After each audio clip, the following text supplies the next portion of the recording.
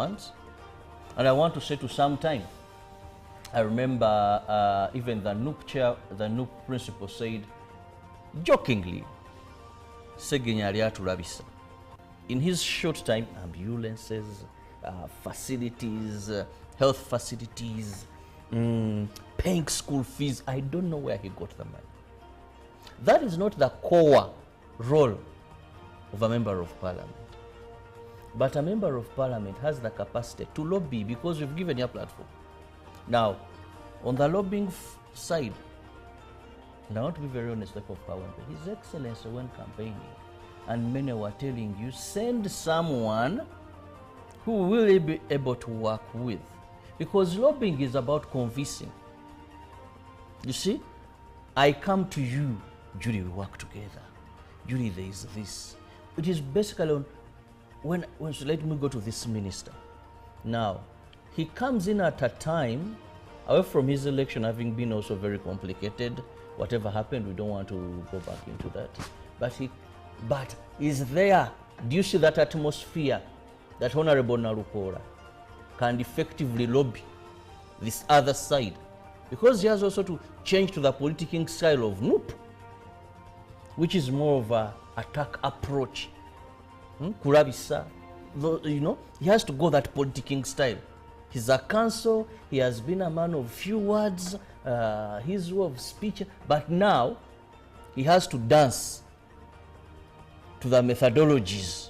Now, with what you've painted, party. do you think that he'll be able to convince Kawempe North to stay in parliament, in the 12th parliament? Or does he have to do a lot to convince that he still can be the member of parliament for Kawempe North in the 12th parliament? Or, I mean, maybe it's easier. Do you think it's easier for him now and he won't campaign a lot in the next general election? In politics, you can make a blunder anytime. In politics, more so in the third world or developing countries. Any minute you can make a blunder intentionally, or you can fall into a trap of any sort. So right now, I can't conclusively say that this has given him mileage. It will depend on how he's going to handle himself first in the eyes of the people of Kawempe. Are they going to see this council down there demonstrating, you know, looking muddy and all that? Are they going to see this council bring the ambulances, do some, because there is a picture already they have been having. Then also to the party. National Unity Platform is one party that I can say is very fragile, very dynamic, and loyalty is key. With other parties, you can bypass certain things. But for NUP, loyalty to the principle is key. Now, will Narukora dance a perfect dance that will keep him floating in the party, or will he make a miscalculation and instead of dancing kwasa kwasa, he ends up dancing according to reggae music? Oh well, very interesting perspective and insights from Robert there, but we wish Honorable Elias Narukora Luyimbazi the best in the remaining term of the 11th Parliament. But on that note, good morning once again, and let's take a look at what is on the local scene. Well, we'll begin with the heavy rains, which began in the early hours of Wednesday morning, led to the overflowing of water channels, submerging several major roads and paralyzing movement across the city. Traffic in Kampala and neighboring areas came to a standstill as flood waters rendered key routes impassable. The prolonged downpour caused extensive flooding, cutting off major roads, including sections of the Kampala-Jinja Highway, Chambogo, Chebando, Najera, the industrial area, and Queensway. Stranded motorists and pedestrians struggled to navigate the submerged streets. Deputy Police spokesperson for Kampala Metropolitan Luko Wesigile stated that police, fire prevention and rescue teams were deployed across the city to assist those in distress. Emergency responders, including the Uganda Red Cross, urged the public to remain conscious and avoid walking or driving through flood waters due to the potential risks. Traffic police issued warnings to motorists advising them to exercise extreme caution, avoid flooded areas, and ensure their vehicles are in good condition. The Director of Traffic and Road Safety emphasized that hazardous driving conditions such as poor visibility and submerged roads could result in further accidents and fatalities.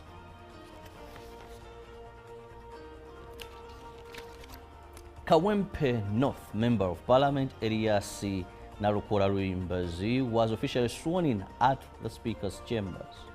The ceremony was presided over by the Speaker of Parliament Anita Among and witnessed by leaders of the opposition that included the opposition leader in Parliament, Joe Senyonyi, among other parliamentarians. The newly elected Kawempe North MP Elias Narukola Luyimbazi was sworn in during a ceremony held in the Speaker's chambers, accompanied by his wife, child, and leader of opposition, among other opposition members. The Speaker proceeded with the function. Without hesitation, Narukola lifted the Holy Quran and took oath of allegiance. Speaker Anit Among assured Narukola of her commitment to addressing the concerns of Kawempe North. Narukola thanked the people of Kawempe North for their unwavering support and promised to serve them with dedication and commitment. Anita Among urged Parliament to prioritize issues concerning Kawempe North, citing challenges the constituency has faced since the tenure of the late Mohamed Segirinya. Elias Luyimbazi Narukola won the March 13th by-election, officially succeeding the late Mohamed Segirinya. Still on the local scene, National Resistance Movement youth, led by one Buyinza Ibra, took to the streets of Kampala holding placards and chanting slogans denouncing what they term as electoral injustice. They argue that the Electoral Commission has failed to ensure fairness in the political process, leaving their candidate without rescue. The demonstrators urged the president to intervene in the matter, fearing that if such issues are not addressed, the upcoming election may also be merged with similar controversies. The protest followed a high contested Kawempe North by-election where NRM candidate Farida Nambi lost to NUP's candidate. NRM supporters argue that there were widespread irregularities, including intimidation of their polling agents, voter bribery, and failure by the Electoral Commission to address their complaints. The demonstration remained largely peaceful, with police monitoring the situation to ensure public order. Some political analysts have noted that tensions between political parties regarding election transparency continues to be a challenge in Uganda's political landscape. Meanwhile, opposition supporters argue that the Electoral Commission be free and fair, dismissing NRM's claims as an attempt to discredit a legitimate victory. And finally, on the local scene, Ugandan surgeons gathered at Speak Resort, Munyonyo, to address the country's growing surgical disease challenge, including a 30-day stroke mortality rate of 38.1%. The government pledged support, with Dr. Diana Atwine urging surgeons to develop plans for improved health care across the country. Surgeons said surgical diseases are growing and increasing in Uganda, which is becoming a burden to our health. A 2014 nationwide survey revealed approximately 3.68 million Ugandans with unmet surgical needs, with 1.38 million requiring treatment and 2.3 million needing consultations. These disparities stem from limited access to timely and affordable care, inadequate infrastructure, and a death of a number of surgeons in the profession, yet replacement is not matching. Stroke in Uganda is a growing health concern, with 30-day mortality rate of 38.1%. This is a major risk factor caused by limited health care across the country and late diagnosis worsening outcomes, highlighting the need for improved prevention and treatment strategies. This is the reason why Ugandan surgical doctors convened at Speak Resort Munyo to address these challenges. Dr. Dana Atwine, the permanent secretary of Uganda's Ministry of Health, urged surgeons to develop plans outlining needs, utilization strategies, and outcomes for government consideration. And with that, we now come to the end of our local stories. Interesting footage of what our bodies look like on the inside. But let's look at what is on the foreign scene, and starting off with the man who has so far had maybe 58 days or so in the Oval building, that Oval Office. That is US President Donald Trump, who announced new import taxes of 25% on cars and car parts coming into the US in a move that threatens to widen the global trade war. Trump said the latest tariffs would come into effect on 2nd April, with charges on businesses importing vehicles starting the next day. Charges on parts are set to start in May or later. The president claimed the measure would lead to tremendous growth for the car industry, promising it would spur jobs and investment in the US. But analysts have said the move is likely to lead to the temporary shutdown of significant car production in the US, increase prices, and strain relations with allies. The US imported roughly 8 million cars last year, accounting for about $240 billion in trade and roughly half of overall sales. Mexico is the top foreign supplier of cars to the US, followed by South Korea, Japan, Canada, and Germany. Trump's latest move threatens to upend global car trade and supply chains. Many US car companies have operations in Mexico and Canada as well, set up under the terms of the long-standing free trade agreement between the three countries. Now, the White House said the order would apply not only to finished cars but also to car parts, which are often shipped in from other countries before getting assembled in the US. Now, looking at Europe, French President Emmanuel Macron on Wednesday warned Russia was still showing a desire for war despite efforts to forge a ceasefire in Ukraine ahead of a summit aimed at boosting Ukrainian security under potential truce brokered by the United States.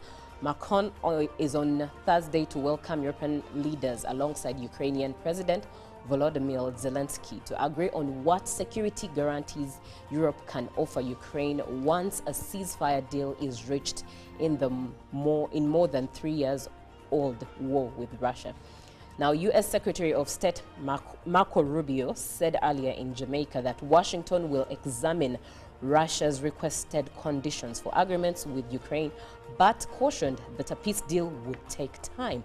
In a sign of the tension ahead, Russia and Ukraine accused each other of derailing an initial deal that could see them already halt attacks in the Black Sea and against energy sites.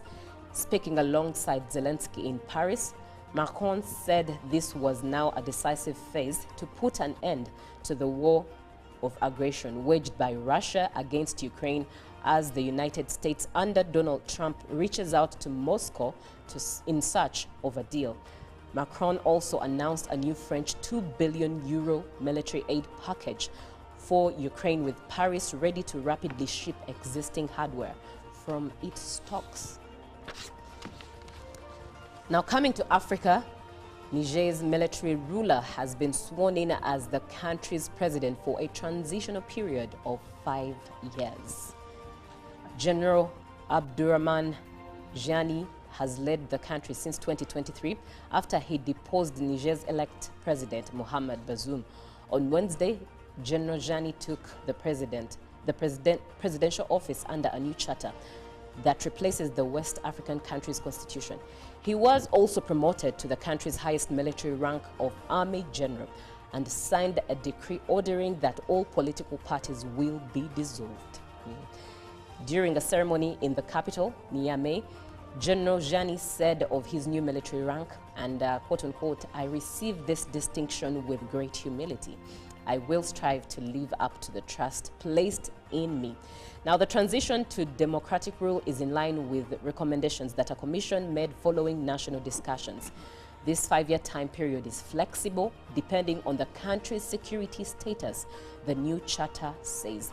Niger has been plagued by jihadist attacks for many years, one of the issues junta leaders cited when staging their coup.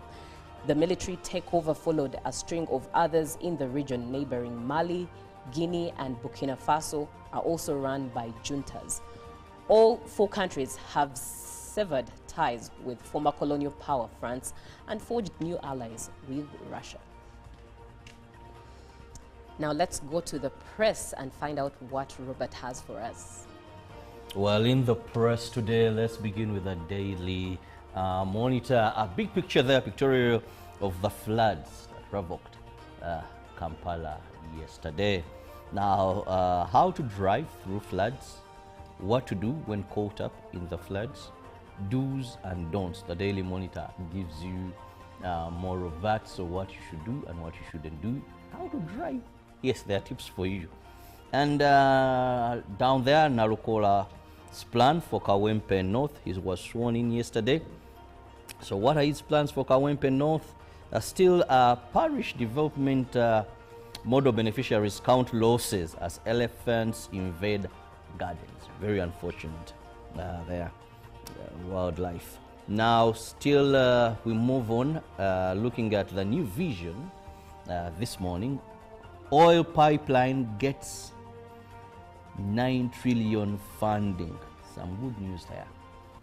And we also look at the floods in Kampala. Well, a car submerged and a policeman there, I don't know what he was pointing at, maybe looking for a solution. But someone's vehicle, yes, was there, and we know cars don't swim. So it had no interest in swimming whatsoever.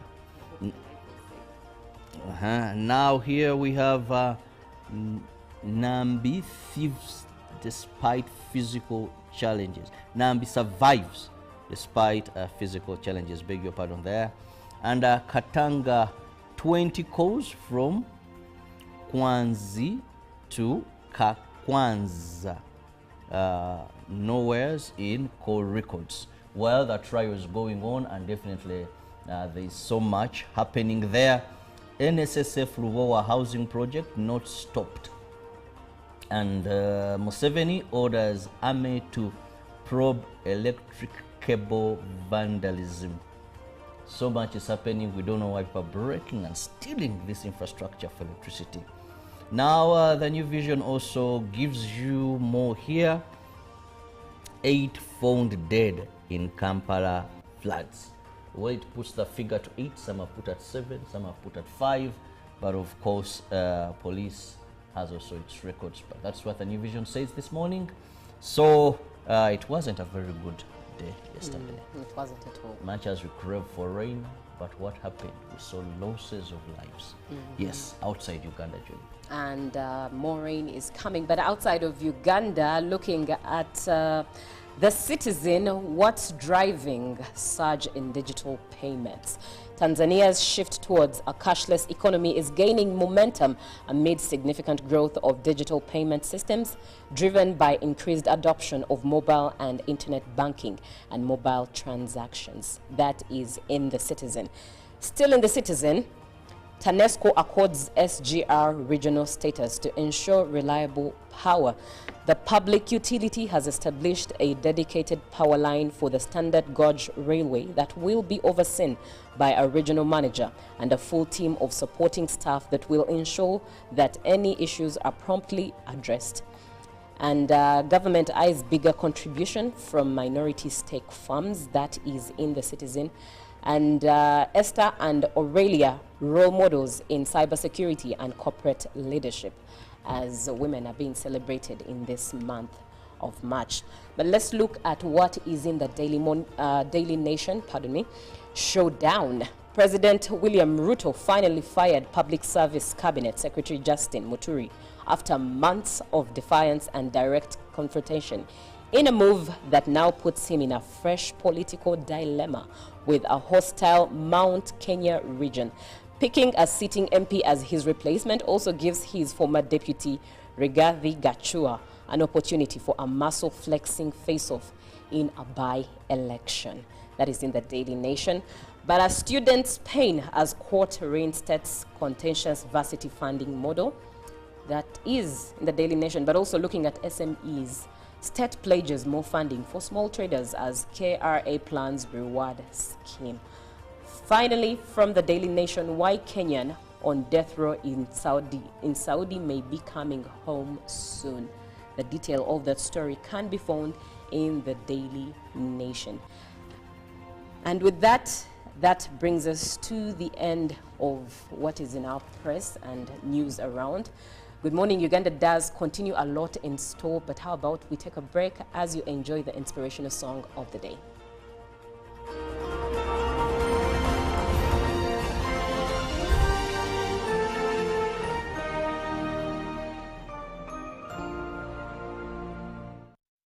Legislation per se, budget approval per se, but groundwork.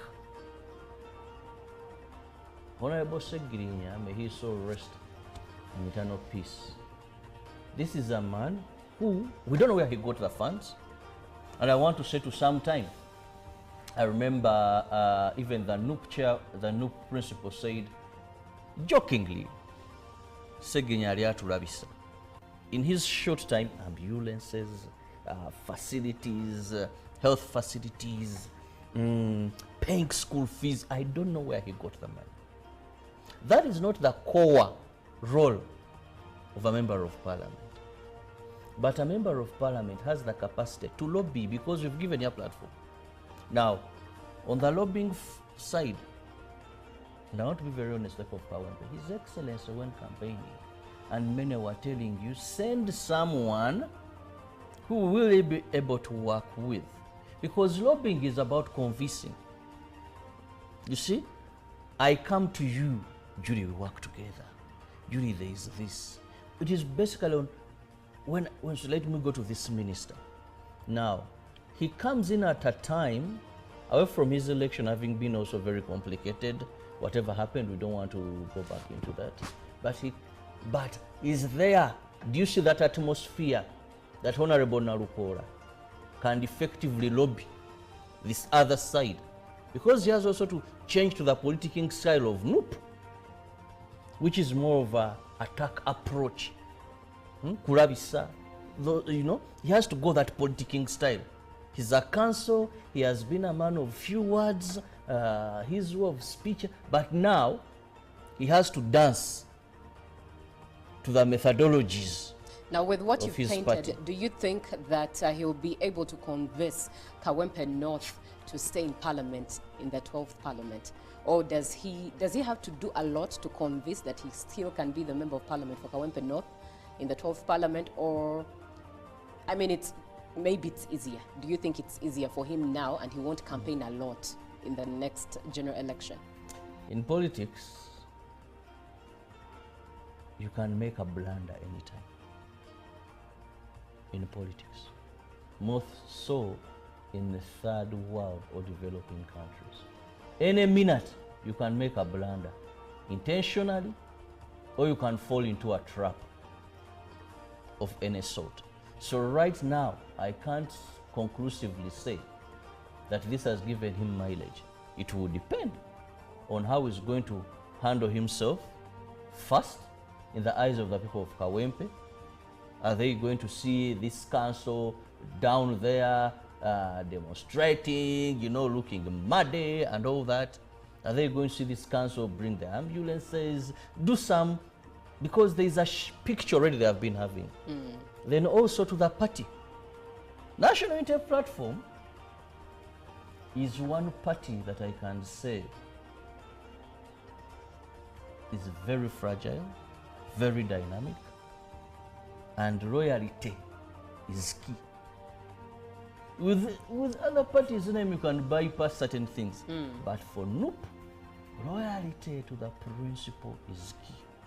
Now, will Narukora dance a perfect dance that will keep him floating in the party, or will he make a miscalculation and instead of dancing kwasa kwasa, he ends up dancing according to reggae music? Oh well, very interesting perspective and insights from Robert there, but we wish Honorable Elias Nalukula Luyimbazi the best in the remaining term of the 11th Parliament. But on that note, good morning once again, and let's take a look at what is on the local scene. Well, we'll begin with the heavy rains, which began in the early hours of Wednesday morning, led to the overflowing of water channels, submerging several major roads and paralyzing movement across the city. Traffic in Kampala and neighboring areas was brought to you by I'll call you every day, yeah, yo, baby, don't know. You can now get all the Chibuzi out with MTN voice bundles. Call all networks. Kubi Dondoro. Buy a 25-minute voice bundle for only 1,000. Or buy any daily voice bundle of your choice. Dial *100 *21# and select daily, or use the My MTN app. When we talk together, we are unstoppable.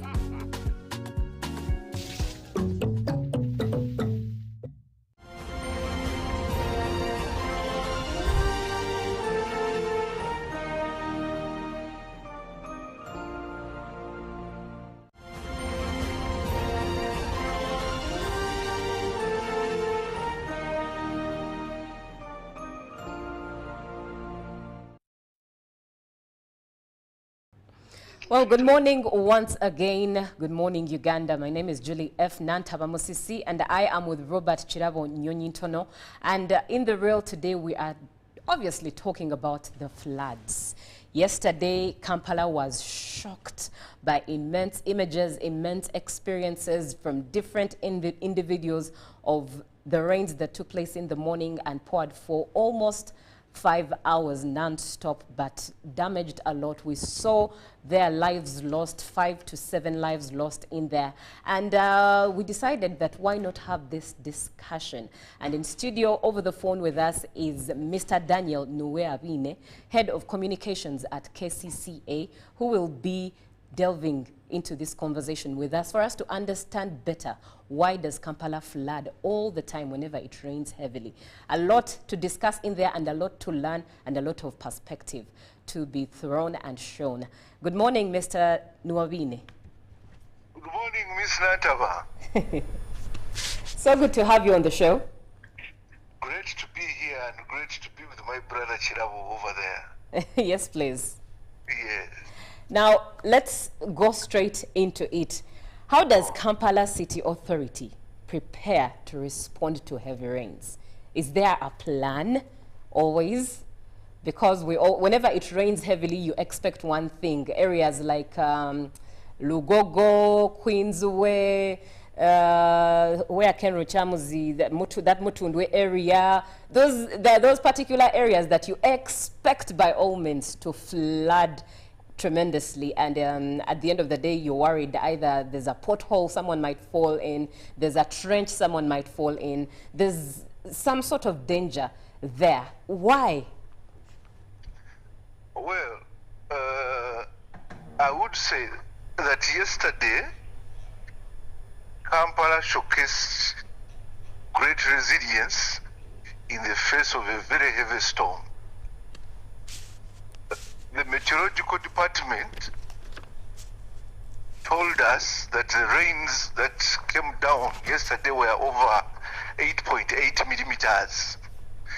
Now, this is rain to a layman, someone who is watching out there, that continuously, it would be raining continuously in a normal state of rain for a week. So a week's rain or 7 days rain came down in just 5 hours. Now, this is no ordinary feat, because since the beginning of the rain season, we have had rain. We have had no flooding or water stagnation, because we have not reached the stage of flooding at all in Kampala. We have had no water stagnation. Even this morning, it is raining, but we have not had any water stagnation. Now, this is because there is effort that has been done. We went through communities. The question was, do we have a plan? yes, we have a plan, and we prepared adequately for these rains. We went into communities and drenched those drainages. We desilted them. We widened them. We told communities not to dump into the drainages. We talked to households to sort their rubbish at source.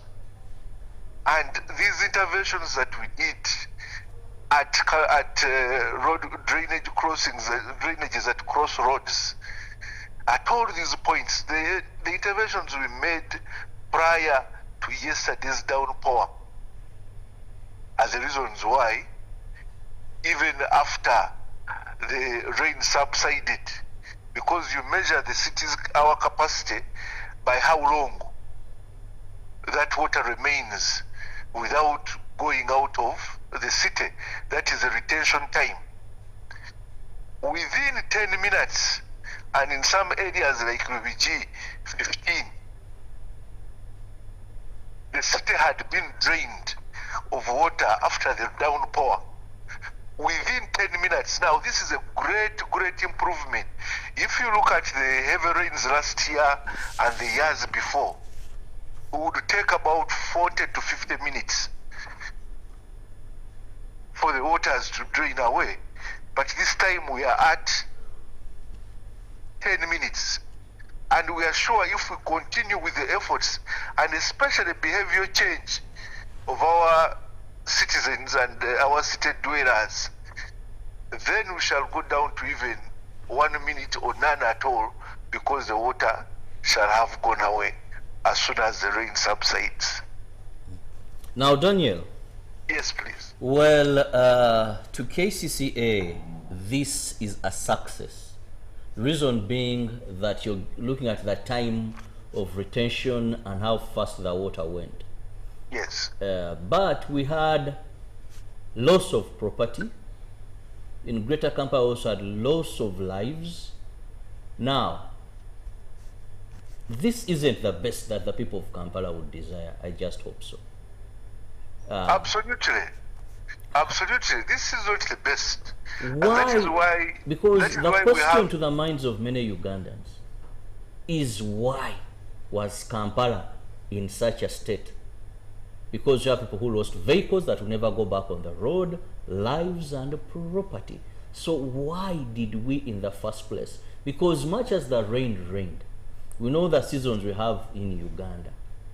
If you look at footages, if you try to drive through, some roads were nearly impassable. Can we sit and say because the retention time for this water is reducing, then that is okay? Why did we have this situation? What didn't you do is what we want to hear. I think we should go to what we did. Because heavy rains like this are not a creation of KCCA, but preparing for them is our mandate. Did you prepare enough? This was an unusual storm. And part of the preparation was preparing the public as well. Chilabo, you have seen the cautions that we have sent out to the public in these communities, that people, let us prepare. Why we went to the communities to clear the drainages, to teach and sensitize on appropriate waste disposal, was because of what was coming.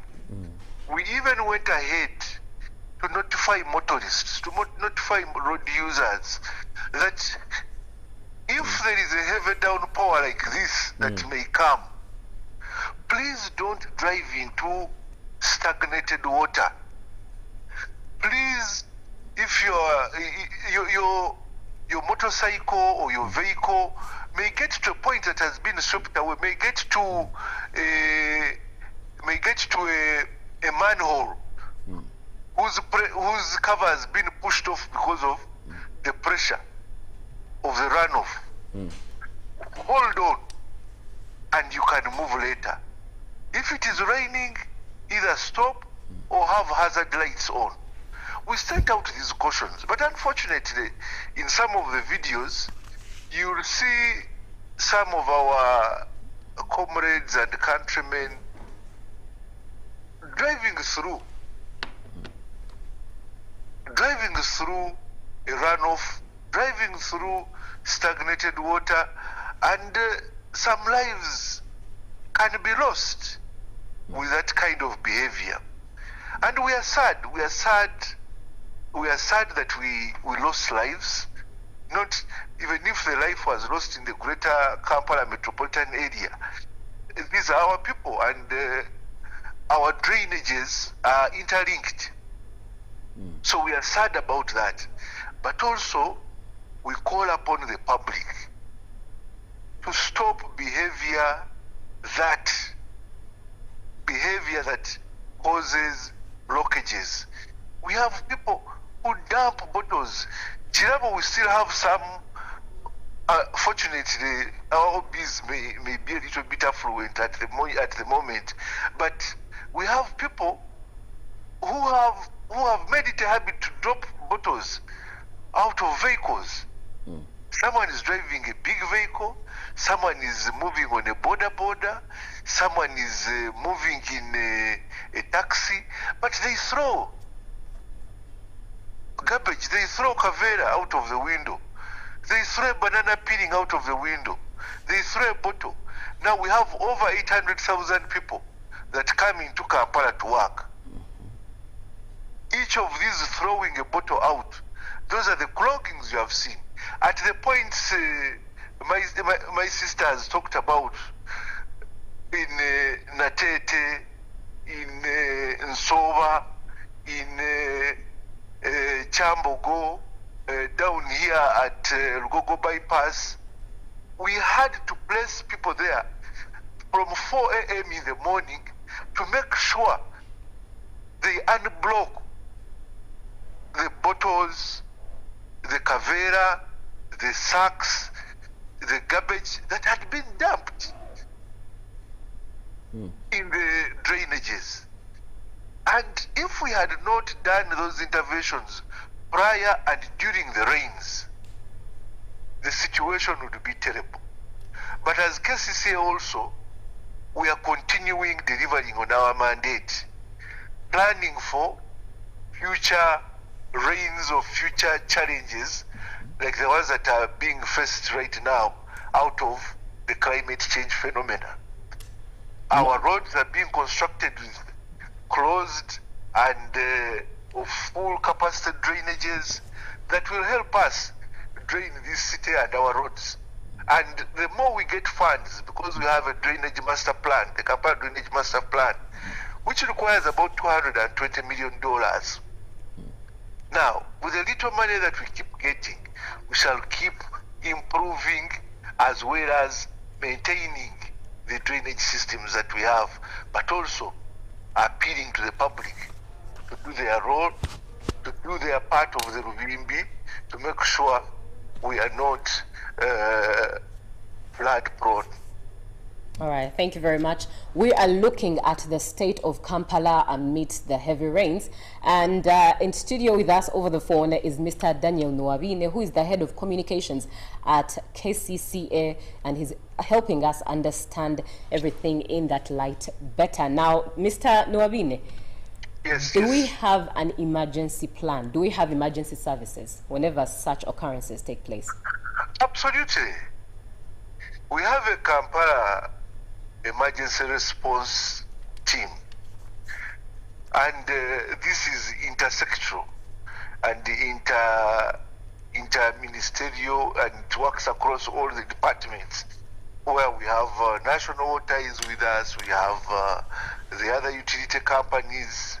I can talk of Umeme before 31st. We have Umeme there, we have the police in there, we have all these agencies that deal with the major utilities and functionalities of the city, such that in case of anything, we all come together and make sure we address or respond to any challenge that we may have as a city. And this was showcased yesterday the police came in, KCCA came in areas where pipes burst, National Water restored the water. Where we had electricity poles dug up by the winds and damaged, Umeme came in. We have a functional system, and this system only has to be further enhanced by the citizenry and every one of us coming together to ensure that we protect our city and we protect its metropolitan and the people with their property therein. All right. Daniel, let's also look at the issue of maintenance of some of these drainage channels that you've alluded to played a great role. Yes. Now, how are you doing as far as maintenance? Because you find that even when it comes to the roads itself, KCCA maintaining becomes a very big problem. Is it budgeting? Is it someone sleeping on duty? Why is the problem? Well, what I would like to assure you, my brother Chirabu, is that we have a robust maintenance program within the city. We defilt these drainages every day. We unblock these drainages every day. Because of the bad behavior of some of our people, not all of them, because of the bad behavior of dumping, inappropriate dumping, the bad behavior of littering in the city, these segments or these items are washed into the drainage channels every other day. And what happens, we have someone who has to pick them up. And it is KCCA that does the picking up. We have told people they need to recycle, and this message has gone into the population, and you have seen some people picking up these bottles and taking them to recycling plants. That is an effort by KCCA, Coca-Cola, Stanbic Bank, and other recycling partners. That is why you see some lorries passing by with big sacks of plastic bottles, of Kavera. They are taking them to recycle.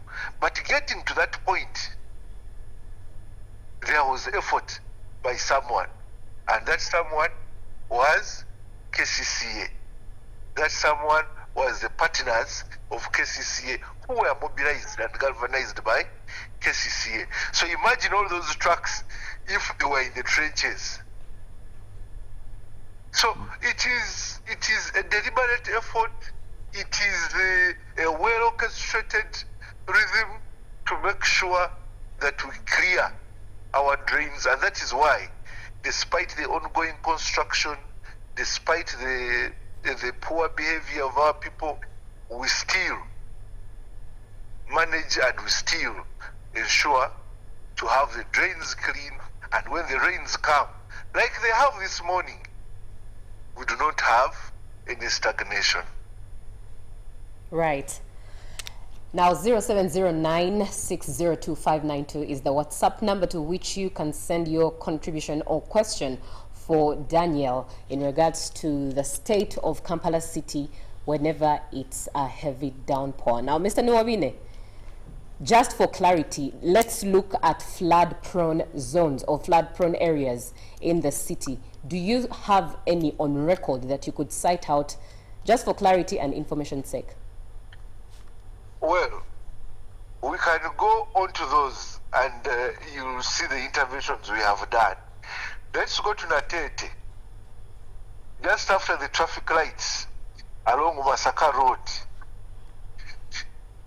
the rains were coming and we said let us use the dry season to enlarge the culvert crossings there. And we have installed a major box culvert that has enabled that place not to flood within this rain season. It is only at, and on Old Massacre Road, just in front of that same crossing, on the other road, because there's Massacre Road and there's Old Massacre Road at Big Loaf. It is only these rains that stopped us from going ahead to construct another major box culvert to allow quick evacuation of water there. But the interventions at those spots are being done. At Walufube, we have stationed people there to make sure that the blockages are not there. Come to Chambogo, we have done box culverts there that have enabled us have quick evacuation.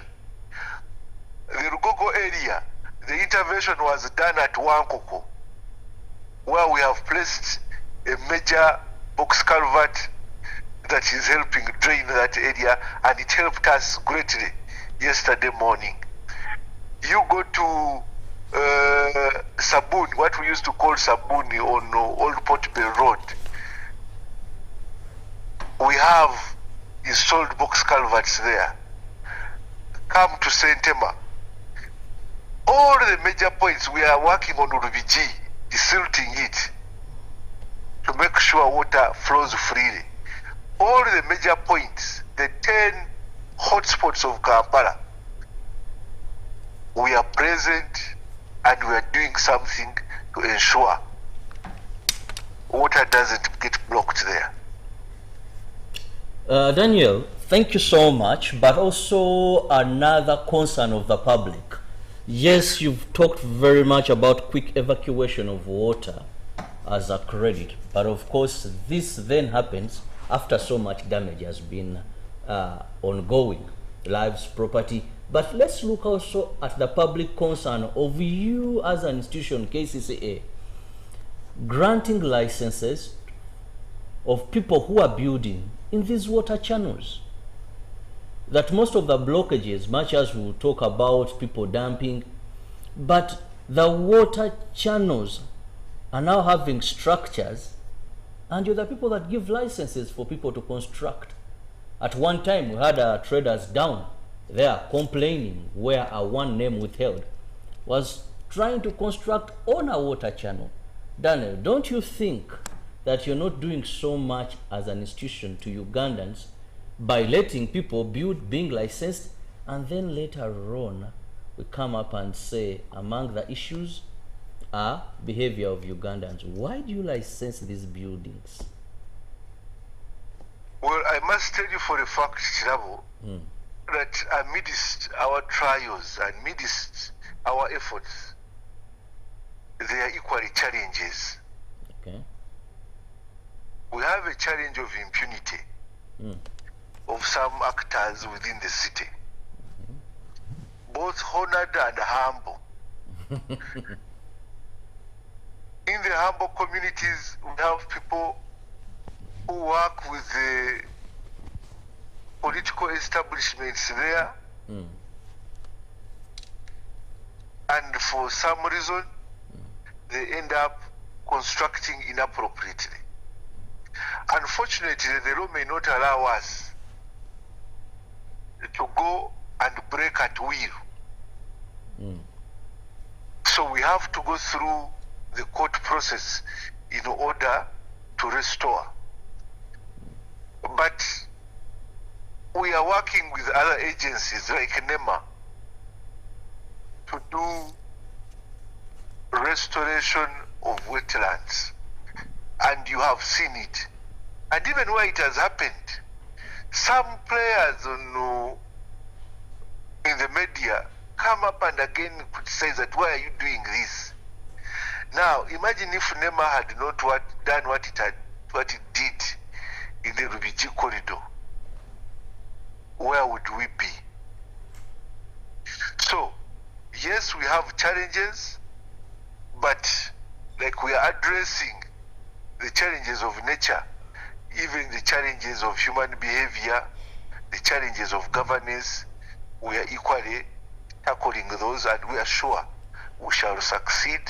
We shall restore these spaces, these wetlands, in order to protect our environment and our people better. Right, thank you so much for that. Now, on to our WhatsApp. Somebody comes through and says that, good morning, Mr. Chirabo and the team. Which plans does KCCA have for Nsambia Police and other stations barracks, which always flood and the road entering Nsambia barracks? They've also sent a video of the dire situation and say that Bunga Police Post is under attack by natural calamity floods. What do you have to say about that, Mr. Nwabine?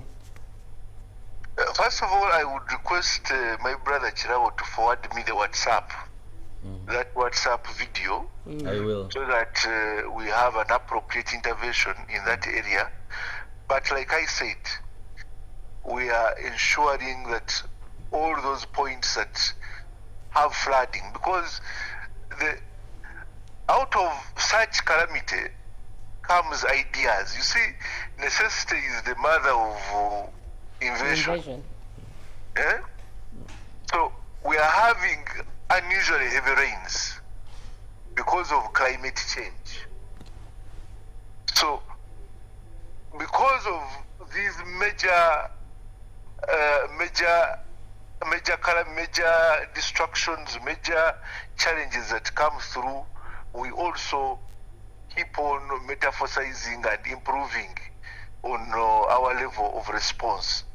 So you may find that areas where we had planned that there would never be over 10,000 cubic meters of water crossing, but now we have 15,000. We need to find an intervention for that. So it is important that we have those videos shared, those clips sent through, so that our teams, and the location pins, so that our teams make appropriate interventions at those sections. All right, you've addressed the poor behavior of Kampala city dwellers and how bad stewards they are at littering bottles and misbehaving in all forms of ways. What more do you think you can do to curb these mannerisms? Enforcement. Enforcement is the other aspect that we are going to take on. You see, sensitization and teaching the public can only do so much to allow for compliance. We need to have sanctions, or we need to deploy sanctions, as well as enforcing to have those sanctions given to those people who are not complying. Now, starting 1st April, we have passed the announcements, we have passed the cautions that starting 1st April, we are going to apprehend, we are going to arrest and take to the courts of law all those people that are found trespassing in city green spaces or found littering or dumping anywhere. So we are going to that stage, unfortunately, where we have to enforce, and if you have any colleague that is dumping, tell them that they are in for it. All right. And not just that. All right. Not just that, but even you, the media, please amplify this voice and tell the people that if you catch someone dropping, that person is responsible for flooding in the city. Take a picture, share it with us on our X, on our Twitter spaces, on our X spaces, and on our Instagram, even on our personal phones, because now this is my personal phone. You guys are very popular in this city. Whatever they send you, forward to me, forward to us, and we shall react. We shall use that as evidence to go after those people. Thank you very much. Thank you very much, Mr. Daniel Nwabine, Head of Communications at KCCA, who has joined us to talk about the state of Kampala amidst the heavy downpour. And to close this off, I'll close it on with remarks of gratefulness from Gabriel Olaki Olwaga, who says, mine is to thank the police and KCCA for the effort they put into addressing the problem raised by rains and flooding yesterday in Kampala. The situation would have been worse had they looked the other way when water was literally washing away everyone.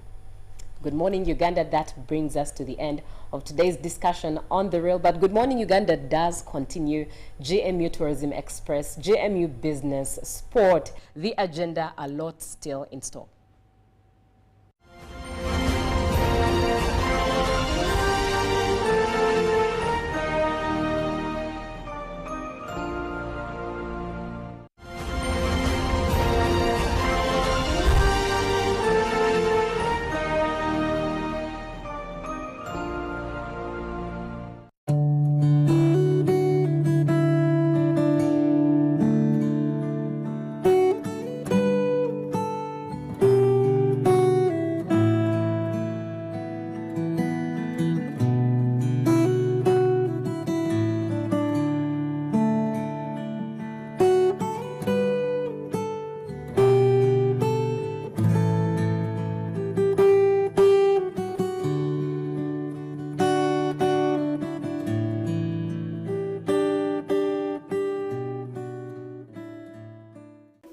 In a nation hungry for truth, a world where every story matters, there exists a beacon of trust and reliability.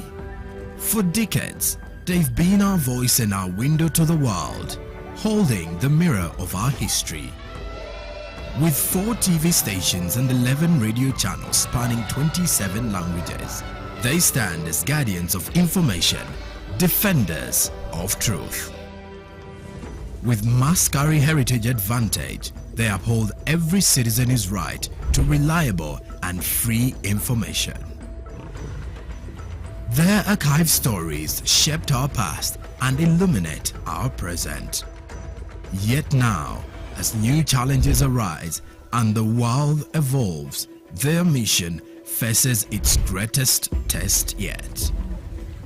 Be part of our journey and let's navigate the unknown, uncover the untold, and safeguard our future together. Tune into your public broadcaster, for it is the intersection of trust and truth. Because to UBC, your story, and every voice matters. UBC, inspiring Uganda. Live from UBC Studios in Kampala, this is Good Morning Uganda.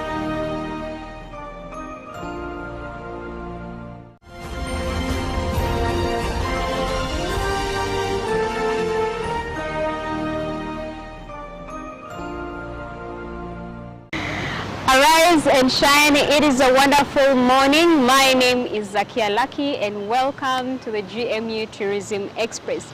I want to start with the good news in the tourism sector. The Uganda Airlines launched a direct flight to the UK that will be doing 4 times a week, and it is starting on the 18th of May. You should be excited for that one. Previously, we talked about religious tourism, but that was dedicated to the Muslims, and this is the 3rd week of the Lent period, and this is being dedicated to the Christians. We are coming to you from Namugongo Shrine. Most of you know about this for the Uganda Matters particularly, but today you are going to be learning so much more about this place. It's not just about the Uganda Matters, but you're yet to get to understand what else happens here. Let's unveil it to you today. So we are inside of the shrine and we are at the very spot where Charles Rwanga was killed. But Ben is going to be taking us to the history about this particular area and give us even more information about this place. We're happy to have you, Mr. Ben, on the show. Thank you so much. My name is Ben Tenywa, the Chief Pilgrim's Guide at the Uganda Matters Catholic Shrine Namugongo. Now we are inside here in the Uganda Matters Shrine. Where we are standing is the exact spot where they burnt Charles Rwanga, the leader of the Uganda Matters. It was around midday on Thursday, 3rd of June, 1886. A man known as Senkole tied Charles Rwanga here and burnt him from feet to head. But he told him, "You are burning me, but it is as if you are pouring water over my body. You have not even tied me properly. Leave me, I tie myself so that you can burn me." Go and tell the king that he has killed me for nothing. Let him repent. If he does not repent, I'll be the accuser before God. People came and took the ash. When the ash was over, they took the soil. When the soil was over, they started digging. A very big hole developed. They covered and put the altar. This is where bishops and priests celebrate Mass. This is a holy place. The painting in the background, you see, it is showing that the Uganda martyrs are in heaven. They have got palms, signs of victory. They have conquered the death. Now they are in heaven praising Jesus and God. And down is the blessed sacrament. That's where they keep the body of Jesus in the form of bread and wine, which they give the faithful when they come for Holy Communion. And all those you see in the stained glasses, those are the Uganda martyrs. Inside here is mahogany, outside copper sheets. The seating capacity of this shrine is 1,000. We have 4 masses every day. 5 masses every Sunday. The day we remember the Uganda martyrs, over 1 million people come, masses in the compound. This church, this shrine, was started in 1967 and completed in 1975. It is a round shrine, it is a round church depicting African traditional huts and stands on 22 pillars representing the 22 Catholic martyrs. Round, showing African huts. So, we pray here, the Day of the Martyrs on the lake. There where you see white men, that is showing the arrival of the white fathers. Father Simeon Ludel and brother Amanis. Those are the people who evangelized the Uganda martyrs. They were not killed.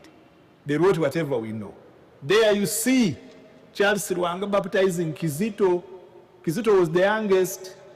They killed him when he was only 14 years. He was not baptized by the missionaries.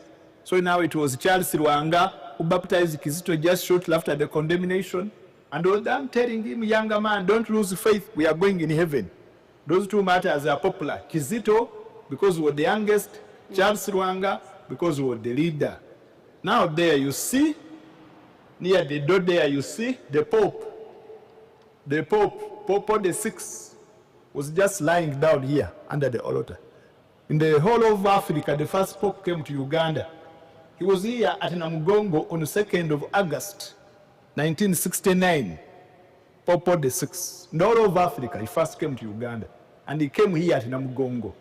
John Paul II also was here at Namugongo on the 7th of February, 1993. Pope Francis also came on 28th of November, 2015.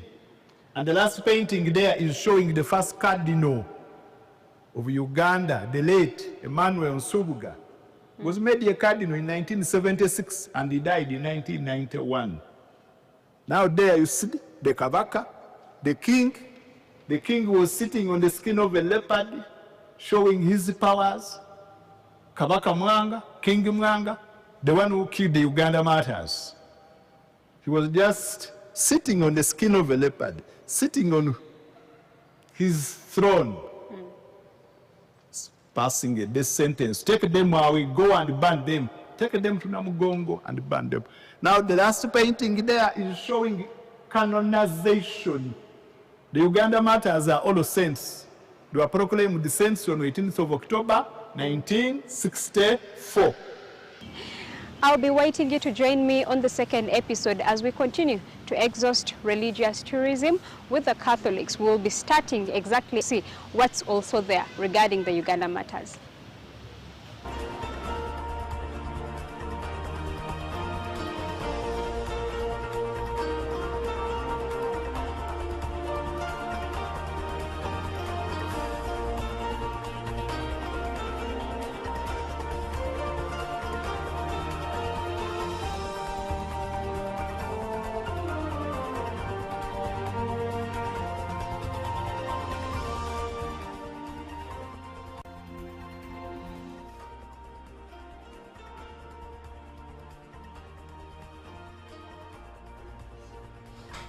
Good morning, Uganda. Time for GMU Business, and we're starting in Parliament. Members of Parliament sitting on the Finance Committee were left stunned when Minister of State for Finance Henry Musasizi presented a budgetary increase of approximately 1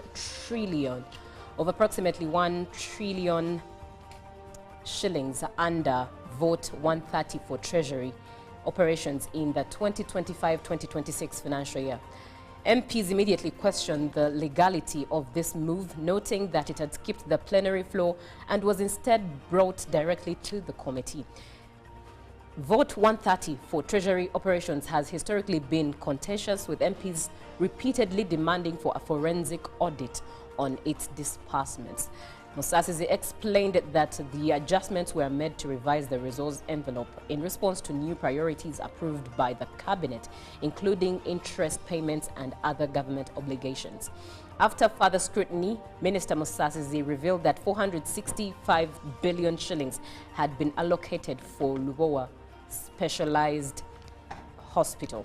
And after further scrutiny, Musasizi revealed that 60 billion shillings would also be used to acquire additional shares in Roko Construction Limited. However, MPs demanded accountability for previous funds allocated to these projects, a request that was left unanswered. MPs criticized Minister Musasizi for circumventing the budget process by bringing the matter straight to the committee rather than presenting it before the full Parliament. The controversy surrounding Vote 130 continues, with MPs insisting on a forensic audit into how funds under this category have been utilized. Parliament is set to reconvene on Thursday this week, with high expectations surrounding the presentation of the budget estimates for the financial year 2025-2026. Now, looking at matters NSSF, the National Social Security Fund hosted its 9th Suppliers Forum. The forum brings together suppliers, procurement professionals, the business community, and key stakeholders to explore trends, insights, policy shifts, and new opportunities shaping the future of procurement. Procurement is a strategic tool vital in driving national development, says Benson Turiame, the Executive Director of the Public Procurement and Disposal of Public Assets Authority. Addressing participants at the NSSF 9th Annual Suppliers Forum, Turamie had highlighted the importance of automating procurement processes to curb corruption and enhance efficiency. With an annual procurement budget of 800 billion Uganda shillings, NSSF's Managing Director Patrick Ayota emphasized that a collaborative partnership approach with suppliers fosters long-term value and sustainable growth. The fund takes pride in its forward-thinking procurement process, leveraging digital tools to enhance efficiency while embedding sustainability in its operations. Esther Okwakwol, a successful bidder, attests to this. Under the theme Unlock the Future of Procurement, NSSF's Managing Director stressed that every shilling spent must create value, not only in cost efficiency, but service quality, risk management, and positive social impact. Now let's look at matters Umeme and UETCL. Uganda Electricity Transmission Company Limited has reported profitability decline of 12.7 billion shillings to the depreciation of the Ugandan shilling against the dollar. The company declared 82.2 billion shillings as of the end of the 2024 financial year, which is lower than that of previous years of 2023, which was 94.9 billion shillings. With the expiry of the Umeme concession by 31st January of 2025, the transmission company urged the Ministry of Energy at Mineral to help in the recovery of the outstanding debt of 513 billion shillings from Umeme. This account accrued from the power purchases. Now, the annual general meeting of the Uganda Electricity Transmission Company Limited of 2023-2024 has revealed a significant performance in the coverage of the transmission to the West Nile and Kigezi sub-regions, with remarkable expansions of lines for power trade under the power pool arrangement. To enhance reliability, the transmission company commits to construct more 3 facilitate more 3 facilities cross-border interconnections owing to the increased power generated within. The ministry continues to assure the public of power reliability even after the exit of Umeme from the power distribution circle. Government has announced a plan to revive Cooperative Bank.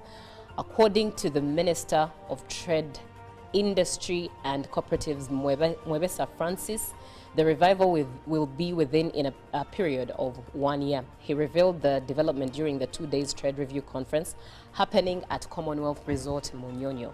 The Uganda Cooperative Bank was closed by the Bank of Uganda in 1999 due to inadequate capitalization and insolvency.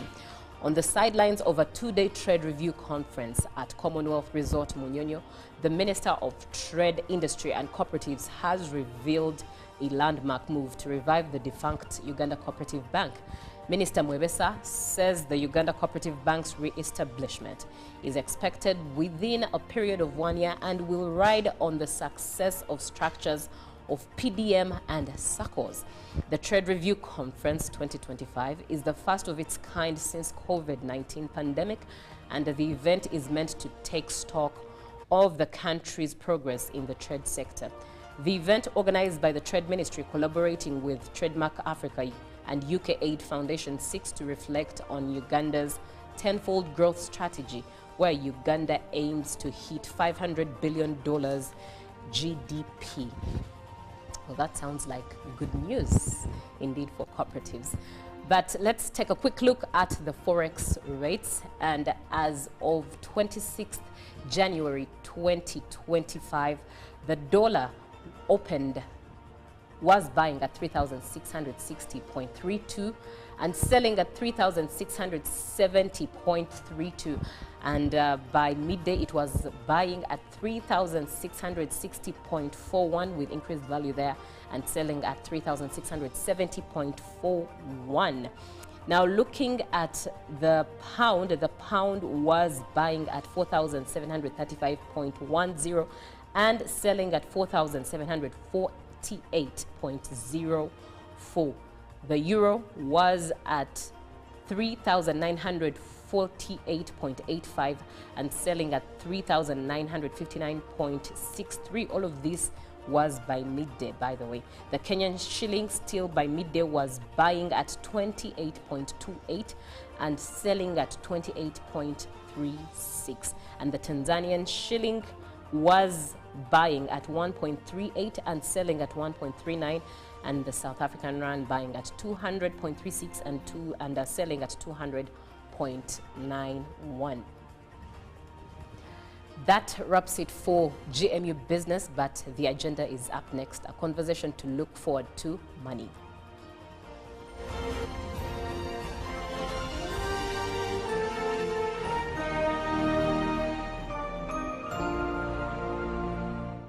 Live from UBC Studios in Kampala, this is Good Morning Uganda. Pick of the day on UBC. He expected me to die like within the first 2 years. Out of the blue, the child will get pains, especially in the wrists. And this happens commonly when children are starting to walk. Was brought to you by I'll call you every day, yeah, yo, baby, don't know. You can now get all the Chibuzi out with MTN voice bundles. Call all networks. Kubei Dondoro.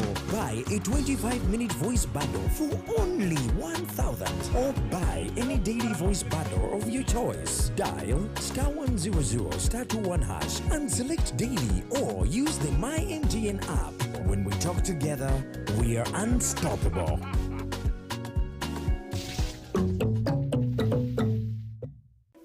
In a nation hungry for truth, a world where every story matters, there exists a beacon of trust and reliability. For decades, they've been our voice and our window to the world, holding the mirror of our history. With 4 TV stations and 11 radio channels spanning 27 languages, they stand as guardians of information, defenders of truth. With Mascari Heritage Advantage, they uphold every citizen's right to reliable and free information. Their archived stories shaped our past and illuminate our present. Yet now, as new challenges arise and the world evolves, their mission faces its greatest test yet. Be part of our journey and let's navigate the unknown, uncover the untold, and safeguard our future together. Tune into your public broadcaster, for it is the intersection of trust and truth. Because to UBC, your story, and every voice matters. UBC, inspiring Uganda.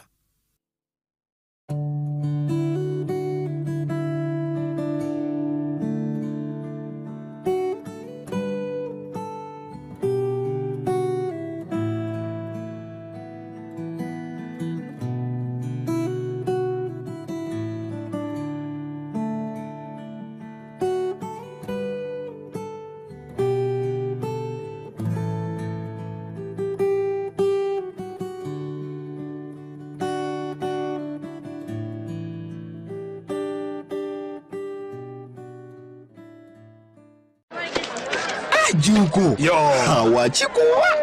Check the shopping, man. What's your secret? Haven't you heard of the parish development model PDM? Yes, I did, but I thought it was just a talk. No, Sebatia. It is real. I and a few friends together formed a circle, accessed money from the PDM, invested in a portrait project, and now things are moving. Juko. I thought I was one of your friends. You are. But you left me behind. I didn't leave you in poverty. What you do, just visit your LC2 chairperson and your parish chief and start the process of economic transformation. Just like that. The parish development model is an initiative from the government of Uganda through the Ministry of Local Government designed to transform all lives of Ugandans for the better. PDM, my parish, my development, my life.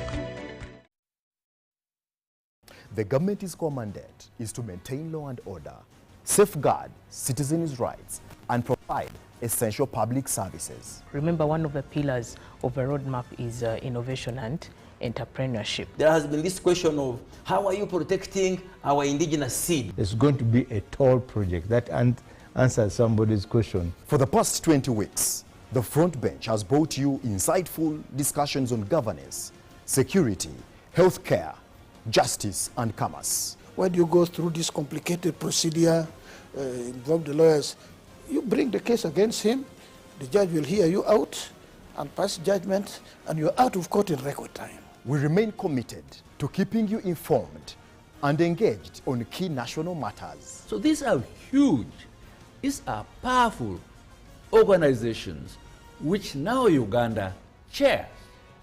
Why don't you come together? If we haven't migrated to the e-card because of various reasons, including that not all the people of Uganda have smartphones. You can sit in your house, apply for a passport. If you have a Ugandan who has a successful logistics firm in the US, it means he can come to Uganda and do a lot more. Now airing every Monday at 8:30 p.m. with me, Jethro Kasaiji, your interface with the government only on your public broadcaster, UBC, inspiring Uganda.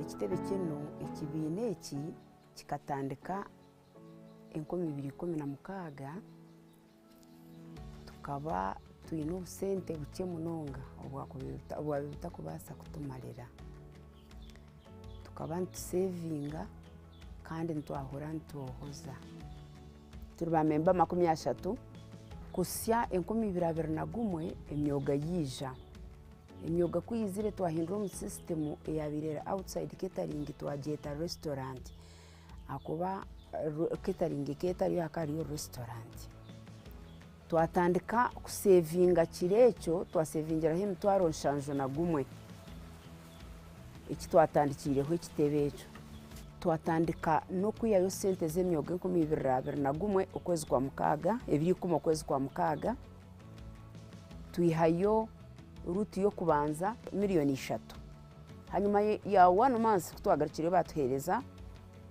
miliyoni 5 zaba 8 twazishashura twazumara myezi mukaga twagarukayo tuyayo miliyoni 10 twayihaye zindi 10 twazishashura zaba 28 hati tuyini 10 ezituriyo ntitwazo meisho niza 38 konka obwa hati cyakibwo restaurant tuyine miliyoni 58 n'emitwaro 2 ezitwaye sevingire itwenka association tukuru kugira ngo tukozesize emyoga yonka ekashanga nitwe turi abakozi nitukora emyoga kuyizire tine magoba yatwongeserereza itwe twakora magoba go kugira ngo tugureho poroti twagigura twareba ngo kugura poroti tukombe kate kuja kututahiza juba nko kutwakubire tuyine business endijo twatunga entasi ya buri zoba tuyine hibiscus juice twakora wine twakora liquid soap twakora habo jelly ezo zabentasya zeitu nkabantu tuyine na millet flour ebyona ebikutahiza ekitebe eki nokwamagoba garukurugamu omurye bitwamara kutunda twagumiza mu ntombeka poroti yaitu eyekibina ahabwe emyoga so kindi gambera nti emyoga niyo yatukozesize ebi etakizire tukaba sitine sente tukasitakagizire na kiroto cyo kugira ngo tushubure nkabanya kibina enju hatukinjire tushakire tukinjire commercial business kandi tucyayombeka nukwe bino nibigumana bireta sente nibizara sente nitubaganaho nitwe nkabanya kitebe ntusevinga ho mu kitebe kitu kandi ntugumiza muno kukora development y'ekibina so vari addition ekatuyamba munonga abwo kuba ekatwongera sente twayongera amani ahabwe emyoga ebitoke byabire nibidiba twatandika kubikoramu wine cyatuyamba umwanya wo kugira ngo tubitema atemerente n'embuzi twabikora mu wine echupe mwe ya wine ntugiguze mitware 2 kandi ekidomora cya wine ntugiguze mitwaro 6 hibiscus juice tuguza kadomora ku rwartemwe kugarukira arti 5 nero waringa pressure na sukari netambe kigaro nkemyoga nsima president Museveni abwo kuba talizire ahitwabire turi tukasitari nka hato kuturi konka hati sente ziriho niwe nkano kireba ngo ebinte bitwine birukutasya nibitasya burkeire amagaragarije abo kuba tuyine sente hiziri icyo kuteganisa no rufurgo nkabite bisigire noba no yehuraje akwa wenda kunywa soda no yarojimiri wenda kurya nyama no yarojirire so ngo turije so ngo abantu baganyirwe kandi icyo twenka tuganyirwe ne cyaro kiganyirwe itwe tugobire amagoba guturukwihaho tuyine mbuzi tuyine punu abantu bona buri muntu ayine henkoko kandi ababire bine obujubuti bakombeka amaju ababire batine bibanja bakagaruka bayongera kugukobwa ngo bakora baguzire bibanja so turukurungi basingomaza nibekorera barije munonga tibakwegomba kugira ngo nanka ino mushija nukwara kurungi kureka bakatunga sente tukatunga omuzaire Museveni yatemyoga so turukurungi omuntu wena nana yitaga sente niko base kukole bintu akabaje nkanye nka Joan Bahomugisha ni sima obwebembezi bwa president Yoweri Museveni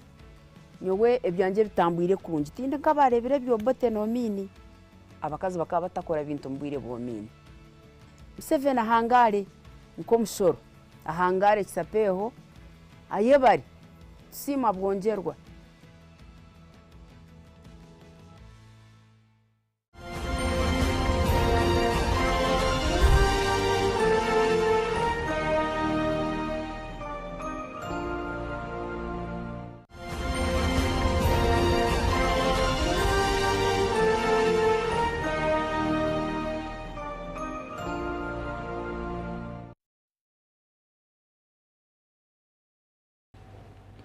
Well, good morning once again, Uganda. And since morning, I've been telling you that we have to talk matters money. I asked you a question. Why don't you save? Yeah? And money makes the world go round. Money makes life easy for you, myself, and everyone. So you relate when we talk about money. And it's a conversation we are delving deep into this morning on the agenda. My name is Julie Nantaba Musisi, and I have an amazing guest who is money savvy, and she will be talking as an expert to us so that we learn and relearn. Your money, your life, how you can master your finances. In studio with me is Pumla Nabachwa, and she is a financial analyst at Bank of Uganda. Good morning, Pumla. Good morning. How are you, Julie? I'm well. How did the weather treat you on your way here? Better than yesterday, that's for sure. Better than yesterday. But I prefer it cooler. I prefer my temperatures a little cooler. So I'm thankful. I'm grateful. You and I the same. Yeah. You and I the same. But let's talk about, let's start with savings. Yeah. Savings is a conversation that's interesting in Uganda. Yes. You'd ask people, most people give you a reason of, I can't save because my money is little. I can't save because there are people who earn more and they're able to save. I can't take savings off of that. Why do you think we don't want to save? So, thank you, Julie, for having me. I'm really happy to be here. Saving is a great place to start when you're speaking about money. Why? Because how you treat your money in your adulthood really stems from what you've been exposed to in your childhood.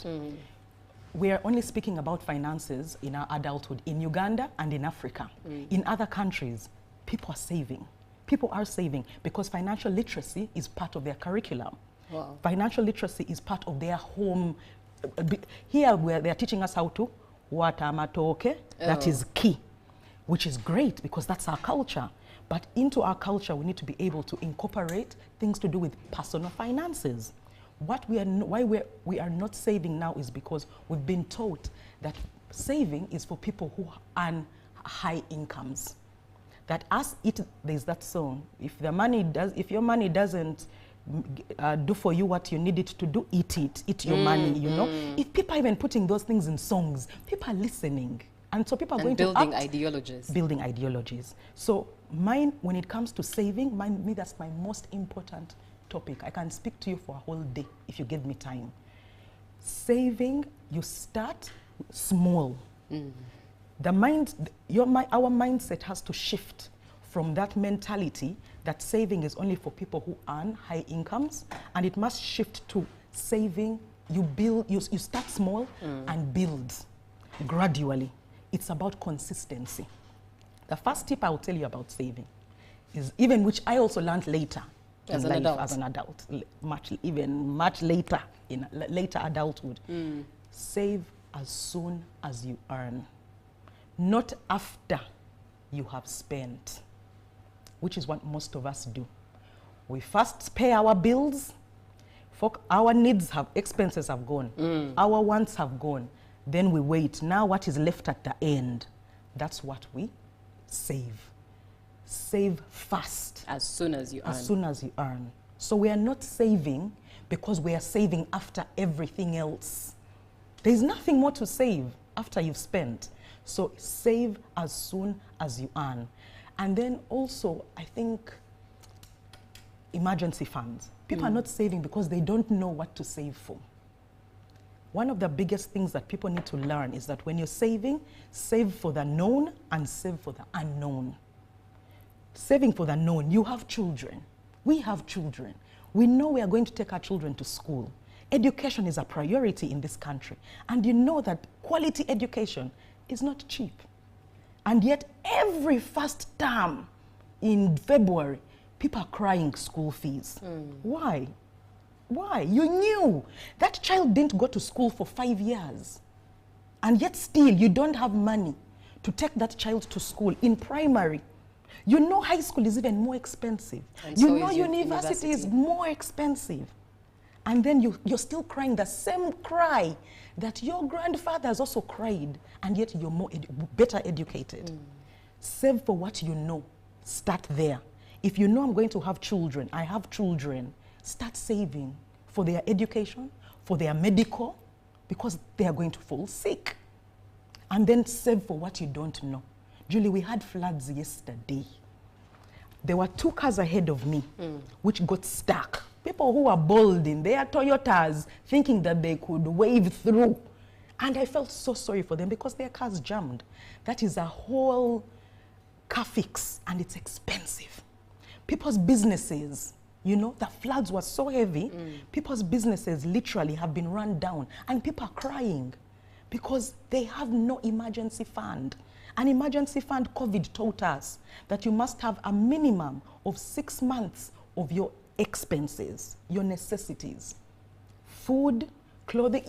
If something happens to you today, for how long, and you lost your job, or you became incapacitated, or something just happened, the world stopped, how long would you survive? Those are the questions you need to start asking yourself. But we don't ask ourselves these questions. Those are the reasons we are not saving.